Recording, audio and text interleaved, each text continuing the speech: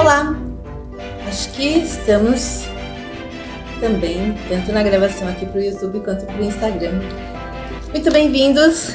Boa noite para quem está me vendo aqui às 8 horas da noite, no domingo, que é a hora que oficialmente sobe os vídeos da nossa terapia em grupo da semana.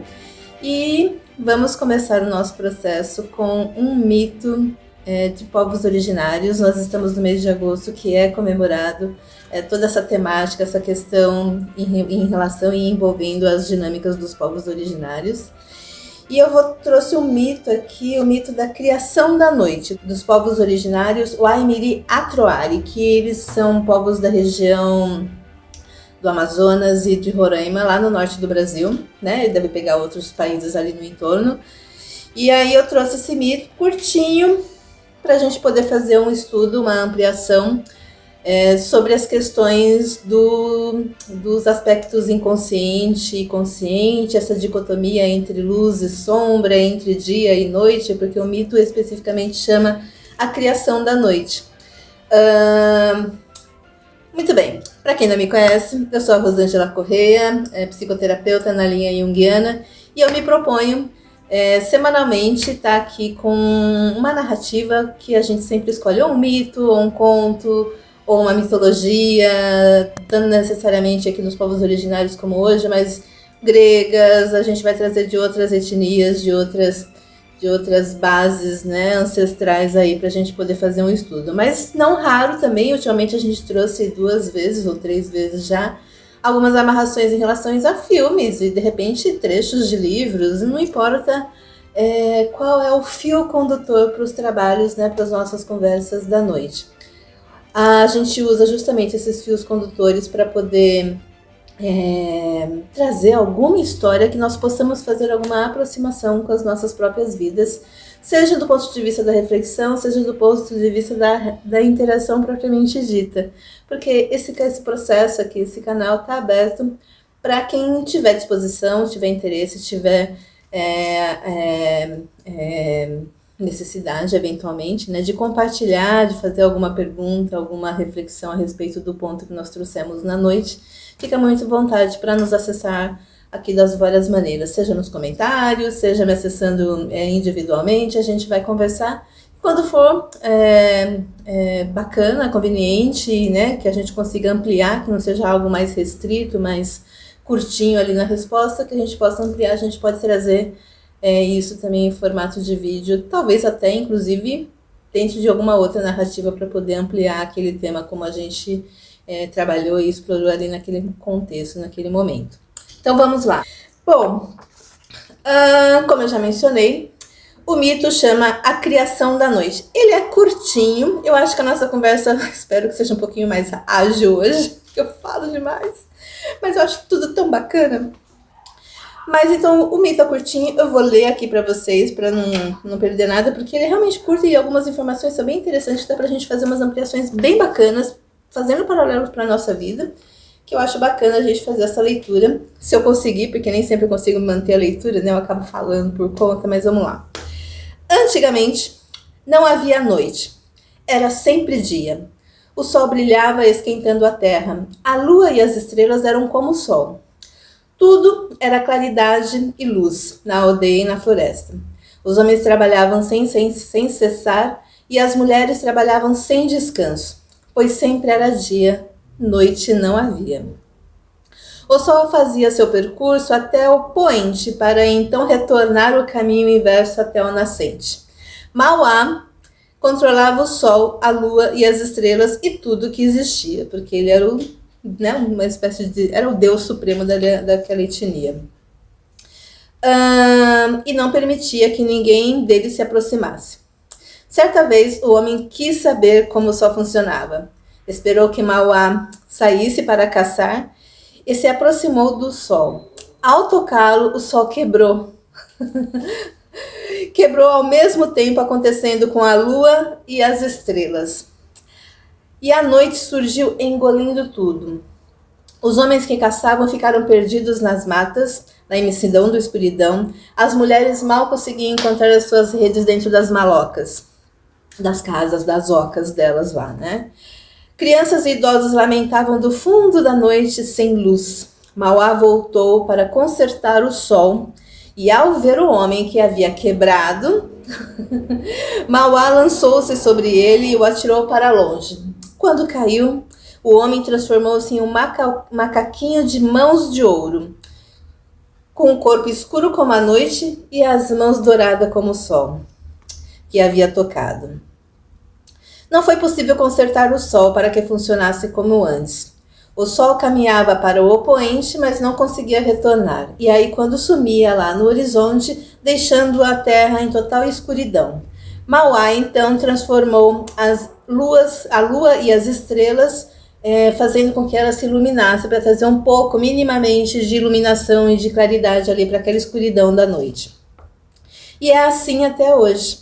Esse é o mito da etnia Waimiri Atroari, que habita a região de Amazonas e de Roraima, do norte do Brasil, como eu já havia mencionado no começo deste conto. É bacana aqui um trecho que nem tem tanto a ver com o mito, porque o mito se resume aí, se restringe aí. Mas que da dinâmica de ter o sol, sempre dia, que não tinha noite, o homem curioso, exausto de tanto trabalhar, vai lá por curiosidade, chega perto do sol, toca o sol, quebra o sol, Mauá vai lá e conserta, configurando toda a dinâmica que a gente conhece entre dia e noite. Mas tem um trechinho que eu achei bacana e interessante que eu vou mencionar aqui também, porque é um parágrafo só. Que Mauá, para eles, é o criador que transforma os homens em animais e cuida dos elementos da natureza. Quando está zangado, sopra a ossada da cabeça de uma onça para fazer o trovão. A gente está falando aqui de povos originários. Se a gente pegar de outras etnias, eles se resvalam em outras questões para poder fazer as aproximações. Mas muitos deles fazem essa dinâmica de observação dessa divindade com base nas características da natureza. Então é bacana, né? Se a gente for falar de contos ou de mitologias que sejam associados às regiões mais próximas aos mares, né, às águas, aos oceanos, essa dinâmica desse Mauá pegar uma cabeça de uma onça, né, um crânio de uma onça, uma ossada de uma onça, e soprar para poder fazer o som do trovão, né, para poder fazer a movimentação da sua manifestação ali junto àquela civilização. Nas regiões onde tem mares, eles usam a concha, né? Quando o Aquaman, né, para a gente citar uma obra mais contemporânea, né, de filmes de cinema que a gente teve acesso mais recentemente, quando tem lá um chamado, a conclamação, algum tipo de corneta, né, como se fosse de fato uma corneta deles, eles sopram, né, a concha para poder fazer aquele barulho estridente. Eu imagino nessa construção aqui imagética justamente da ossada da cabeça do crânio da onça, né, para poder fazer essa movimentação de sonoridade para conclamar, né, aquela civilização a algum tipo de movimento, algum tipo de atenção. Acho muito bonito, é bacana, né, essa dinâmica e sempre associada a essas questões da natureza. Principalmente quando a gente olha para essa questão que a gente está falando de uma mitologia de povos originários, é muito mais próximo e íntimo essas relações das questões da natureza, quando ele fala aqui sobre a transformação dos homens em animais, né? E acontece aqui numa contenda, numa dinâmica de ira, de punição, certa medida, ele transforma aqui o homem no macaquinho. E aí, o macaquinho de mãos de ouro, que aparece no mito, é respeitado pelos índios, né, pelos indígenas, por todos os povos originários, por acreditarem que ele foi gente e porque, graças a ele, hoje existe a noite. Então, eles atribuem essa referência, essa homenagem, esse cuidado, né, esse respeito, né, por os macaquinhos e de modo geral, porque ele é o responsável justamente para ter a noite. E aí a gente pode começar a ampliar um pouquinho mais esses contextos aqui, né? Tem alguns paralelos, né, aqui, como eu já mencionei aqui do Aquaman, né, da concha, da corneta e tal, é muito interessante esse contexto que ele fala sobre em acreditar, em homenagear, em ter um respeito, uma reverência a essa questão do homem que o macaquinho eventualmente fosse um homem, porque ele é o responsável por finalmente ter momentos de noite, né, ter essa dicotomia em equilíbrio de sol e dia, me faz uma referência, né, de eu lembrar da mitologia grega, que é a mais propagada, de modo geral, no Ocidente, sobre o mito de Prometeu. Em algum momento eu vou trazer o Prometeu com mais acuidade, mas o Prometeu, ele é um das divindades que é atribuída a ele o progresso da humanidade, né? Porque ele vai lá e rouba o fogo dos deuses e entrega à humanidade a partir do contato, da interação, do conhecimento, né, da ciência sobre aquela rica ferramenta que a humanidade acaba se desenvolvendo de um modo geral. Quando faz essa referência aqui para esse homem que é o responsável de mudar o status quo da situação em relação ao dia eterno, né, ele acaba criando as condições e favorecendo essa humanidade, porque tem lá no começo do mito que fala que os homens trabalham sem cessar e as mulheres trabalham sem descanso. Né? A noite, ela é não só, mas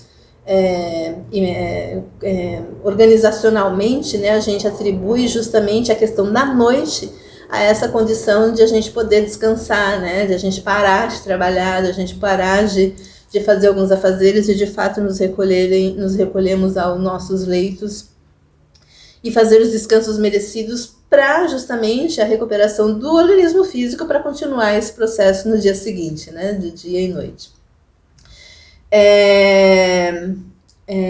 Eu acho muito interessante e bacana essa movimentação, né, na psicologia junguiana. Acho que isso foi uma coisa que faltou falar.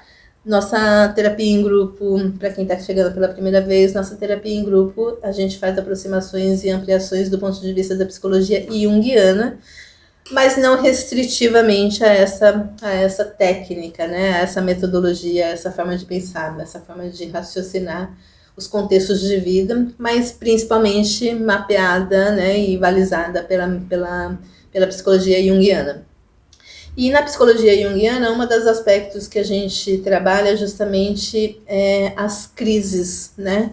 Em certa medida, aquela condição de trabalho eterno, de dia eterno, de sem descanso, esgarça, né? Estressa a tal ponto de chegar ao nível de exaustão. E aí, nessa dinâmica de crise, por uma dinâmica de não descanso, de não mudança na movimentação como um todo, a gente chega num limite que pode ser mesmo configurado em crises, e a partir dessa crise faz as rupturas no movimento original, né, do status quo, como eu mencionei, para justamente criar a oportunidade e a viabilidade de fazer ajustes significativos para manter a reorganização mesmo do equilíbrio e seguirmos no processo de comunhão, né, de vivência entre nós e com o meio que nós estamos inseridos. Então, nem sempre, aliás, quase nunca, quase nunca crises são tranquilas, né? Quase nunca crises são fáceis de serem superadas, mas elas são de vital importância para fazer mudanças significativas e avançarmos e fazermos mudanças de direções e ajustes necessários para mantermos o processo de andamento, mas também o equilíbrio do movimento que a gente está ali inserido no contexto. Então, essa movimentação é muito bacana e muito interessante dessa precipitação da curiosidade do homem. Né? E aí, a partir dessa crise, dessa constante, dessa provável inconformabilidade ali daquele movimento, tanto das mulheres quanto dos homens, tem lá um dito cujo que consegue vencer, né? Sempre tem, né? Que consegue fazer a rompimento, né? E tem lá a curiosidade e a iniciativa de fazer a aproximação daquele sol, sempre com a observação de quando é que o Mauá, né? Quando é que o Ser Supremo, que a gente pode também fazer a aproximação do arquétipo do self, né? Que é da inteireza e da integridade como um todo. Ele percebe, observa, percebe, e identifica quando é que esse ser supremo não está ali onipresente, né, embora seja, mas não está ali onipresente no momento específico, que ele consegue se aproximar e entender como, né, tentar entender como é que funcionava aquele objeto de interesse, né, de desejo daquele homem. E não basta só observar, né? A movimentação é muito dinâmica a ponto dele fazer o toque no sol. Tudo mitologia, né, gente? Faz o toque no sol. E quando ele toca o sol, ele é muito bonito. Eu acho muito engraçado esse contexto. Que ele quebra o sol. Você já imaginou quebrar o sol? Cara, é muito interessante essa imagem, né? Essa reflexão. Quebra o sol. E quebrando o sol, quebra o dia. Né? E aí a noite vem e faz aquele processo de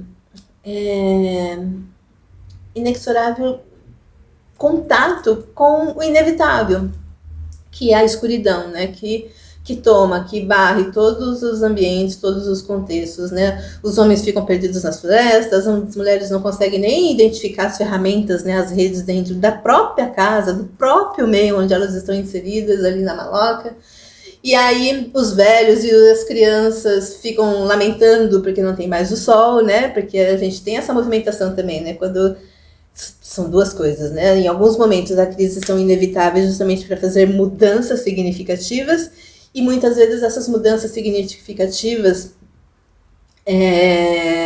elas acabam nos confrontando para a gente poder valorizar o que é que nós tínhamos e nem nos dávamos conta.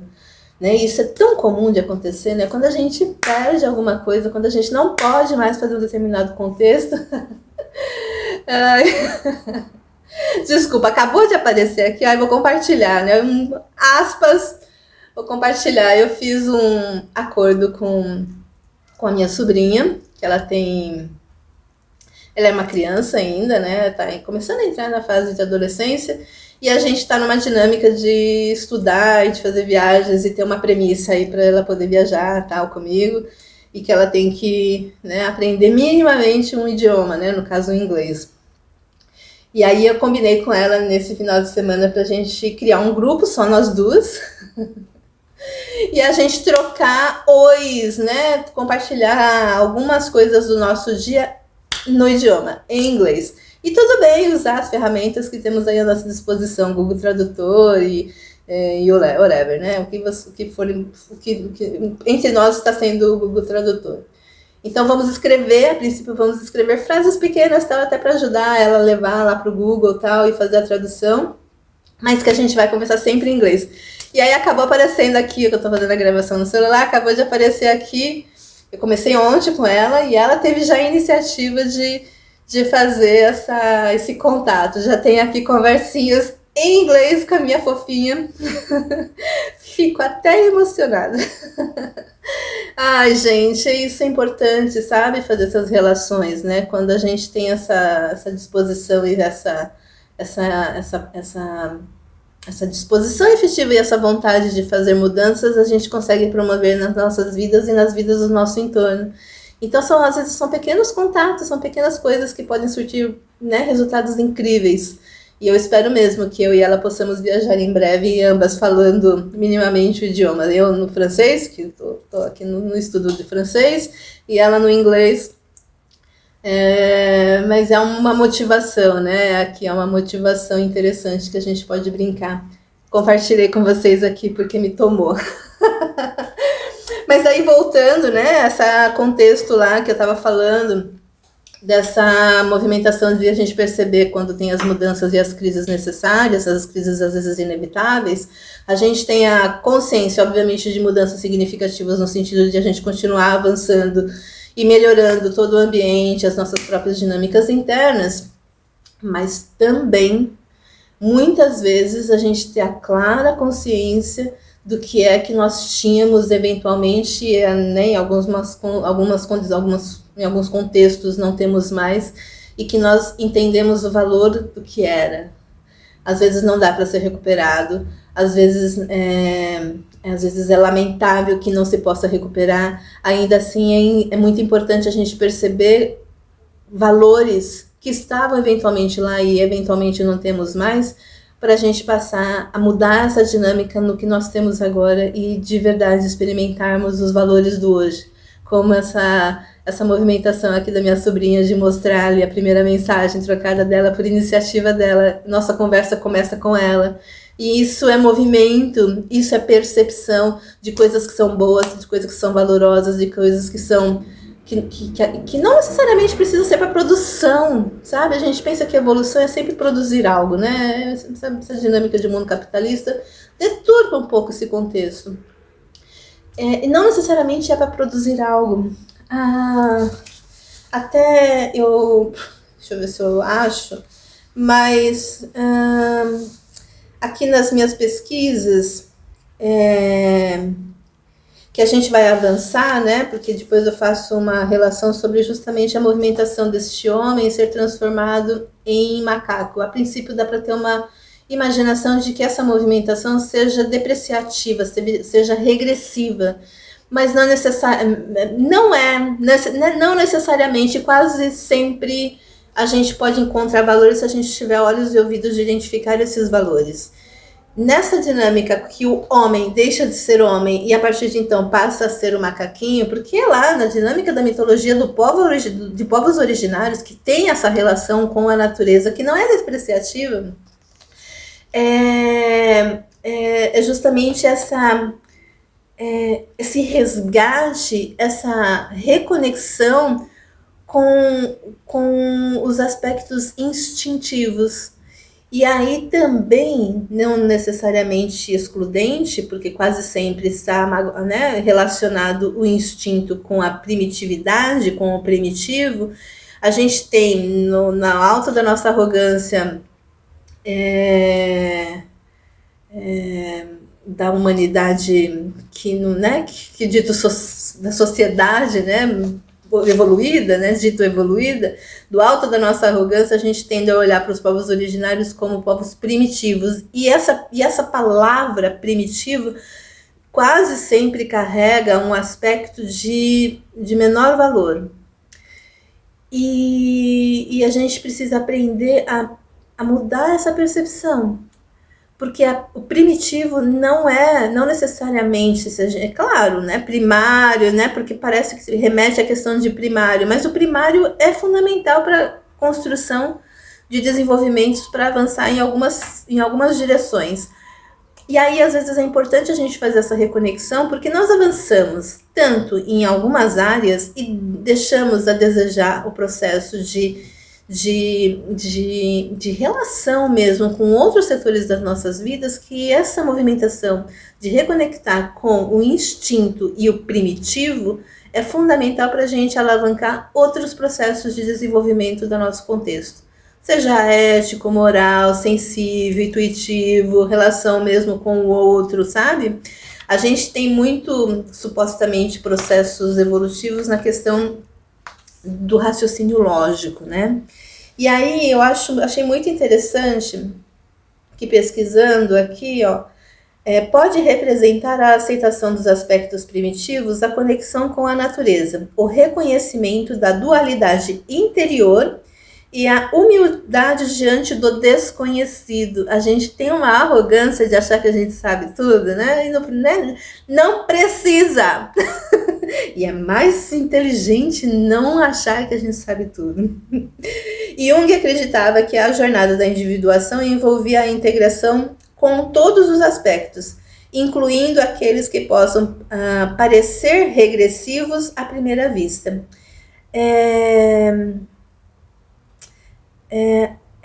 A evolução, que é outro trecho interessante.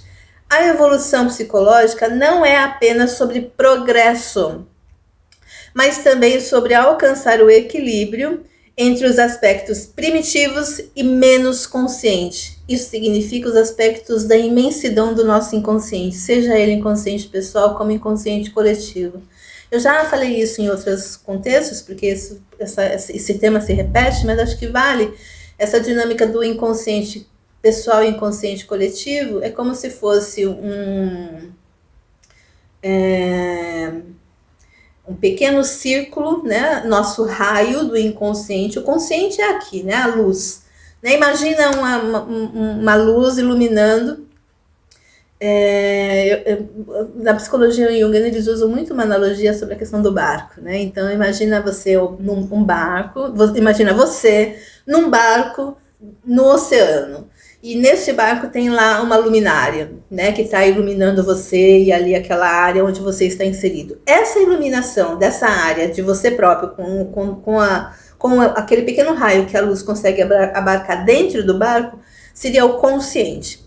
O barco, que ainda você consegue ter um vislumbre minimamente ali, né? Minimamente ali da onde que você está inserido dentro desse consciente, a gente pode poder fazer uma associação, uma analogia aí como um inconsciente pessoal, que diz de você o barco ainda é aspectos muito intrinsecamente ligados a você. E o oceano, onde você está navegando, é um inconsciente coletivo, onde tem vários outros barquinhos, várias outras consciências, e elas se conectam como uma grande rede neural, sabe?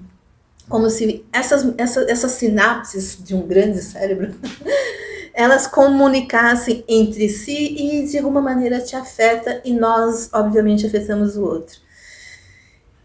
E aí essa dinâmica, essa proposta, porque de modo geral a gente fica muito no contexto do racional, do lógico, né, do previsível, e às vezes tem coisas que, às vezes não, há tantas coisas que nós não conseguimos, nós nem percebemos que está acontecendo ao nosso entorno e nem por isso elas deixam de acontecer. Tá lá acontecendo a nossa rebelião. E tanto melhor se de alguma maneira a gente estiver minimamente aberto a essas percepções para a gente fazer algumas assimilações, alguns aprendizados, né? alguns aperfeiçoamentos para poder incorporar nas nossas próprias dinâmicas, assim como oferecer, né, a coletividade, as nossas demandas, sejam elas vitoriosas, né, exitosas, sejam elas através dos erros, né? Eu falo tanto na clínica para os meus clientes, tanto melhor, que pena, né, para o coletivo, para o outro e tal, mas tanto melhor a gente aprender com o erro do outro do que com os nossos próprios erros ou em errar, né, constantemente. É tanto melhor a gente aprender com o erro dos outros e com os nossos próprios erros, mas ainda melhor aprender com o erro dos outros. Porque assim a gente não precisa ir lá marcar ponto de errar também e reforçar aquela dinâmica.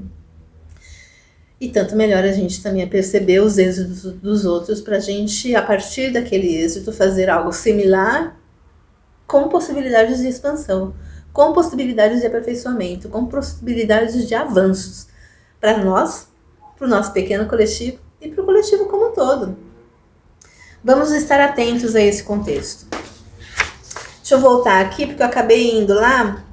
E eu já vou até falar um pouquinho mais para a gente já fechar esse ponto aqui da questão da humanidade sendo, pela atividade aqui a Mauá, dele transformar o homem em macaquinho. Eu acho muito bonitinho e absolutamente simbólico, e às vezes passa tão desapercebido, essa transformação do homem em macaquinho. É um macaquinho,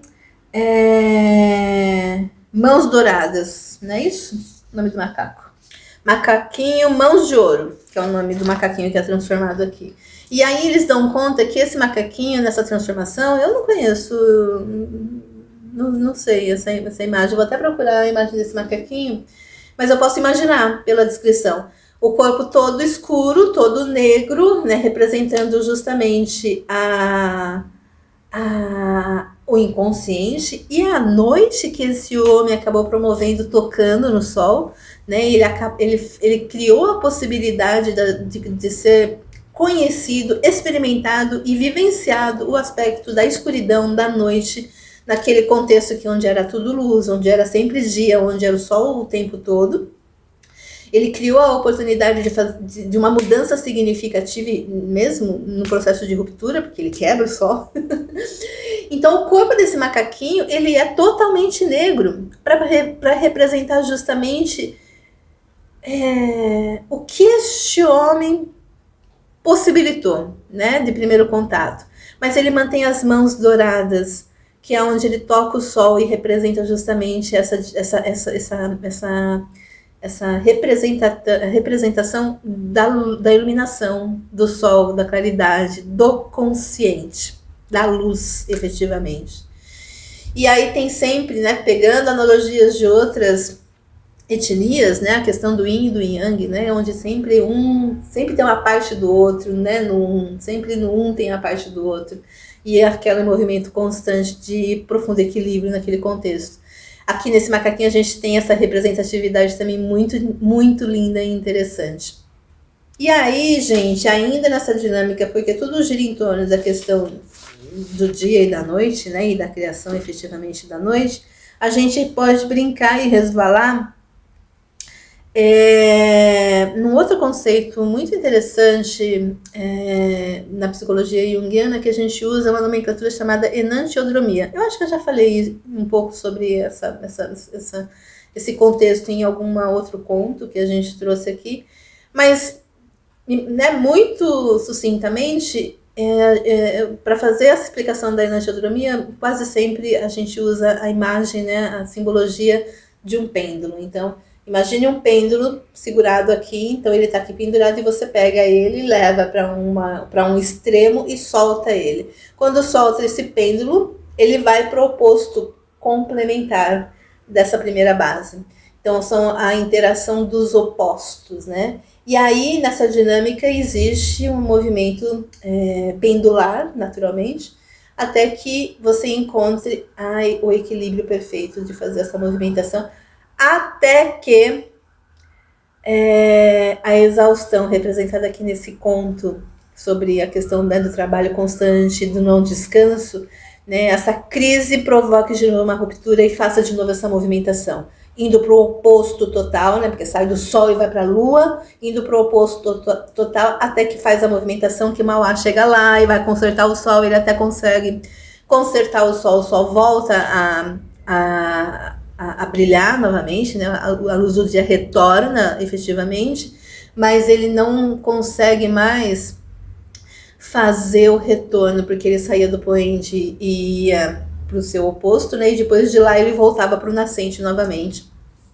Ele saía do nascente, ia para o poente, saía do poente e voltava para o nascente numa constante ciclo vicioso, se a gente pode chamar assim, de claridade de dia constante.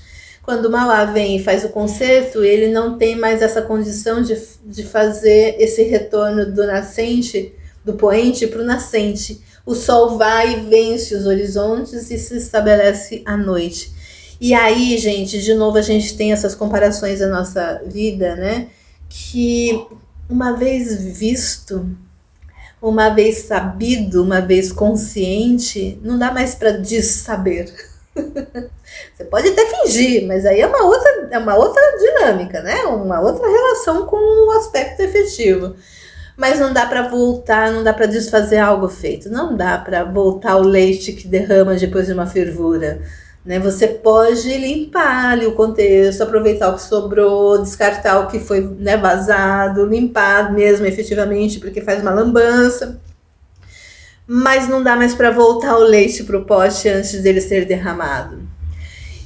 E isso, numa primeira leitura, pode significar uma coisa muito depreciativa, negativa, e quase, e não é, na verdade não é. No nosso imediatismo, algumas vezes a gente pode ter a sensação de que é, mas nunca é.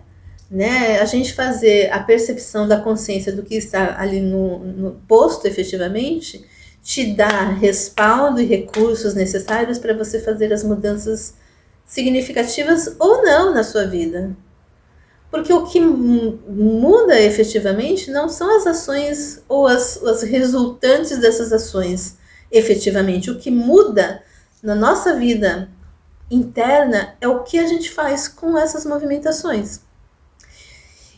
E aí, como o Mauá não pode mais fazer o tempo voltar atrás, né, para aquele sol voltar a brilhar de maneira constante, a partir dessa crise instaurada, a gente tem que ter criatividade para criar novas dinâmicas de restabelecer uma nova ordem. A ordem anterior foi rompida, não dá para voltar. Você pode eventualmente até fazer ordens similares, mas naturalmente correndo os mesmos riscos que você tinha naquele outro aspecto, naquele outro contexto.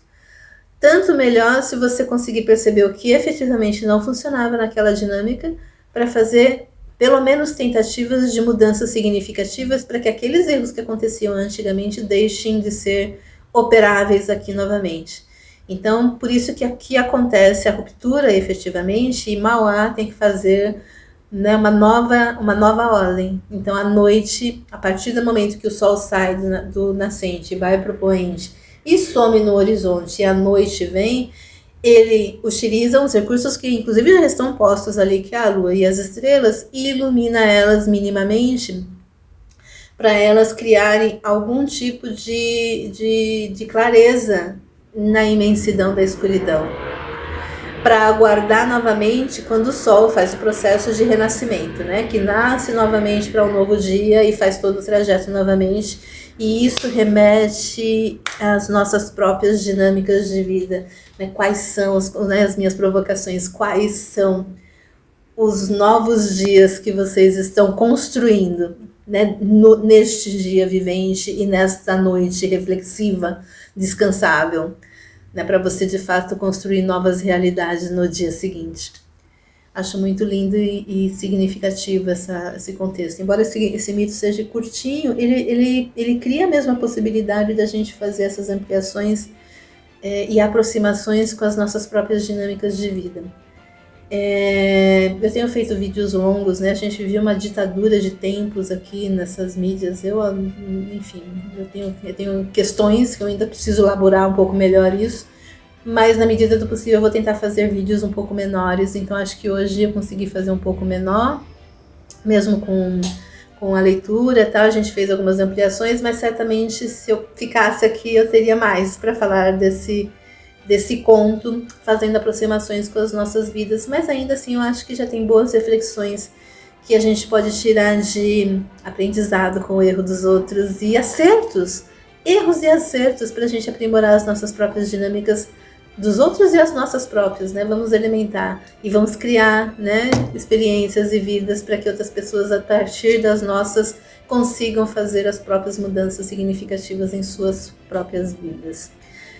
Meus amores, muitíssimo obrigada mais uma vez. Eu espero de verdade que esses pensamentos, que essas reflexões, que essas provocações criem algum tipo de ressonância e movimentos nas suas vidas para que as coisas sejam ainda mais equânimes nas suas existências e na vida das pessoas que estão ao seu entorno. Muito obrigada, até a próxima semana, que eu ainda não tenho. Aliás, tenho, mas eu ainda vou pensar um pouco melhor. O que é que eu vou trazer na semana que vem para a gente trabalhar na nossa terapia em grupo. Sempre deixo pro final, até aqui acho que ninguém mais tá, mas enfim, gente, né, não vou nem pedir para curtir, para seguir, enfim, mas eu vou de verdade exortar-vos a compartilhar esse conteúdo para que isso chegue a mais pessoas e as pessoas tenham a possibilidade de serem provocadas com as reflexões que a gente traz aqui na terapia em grupo.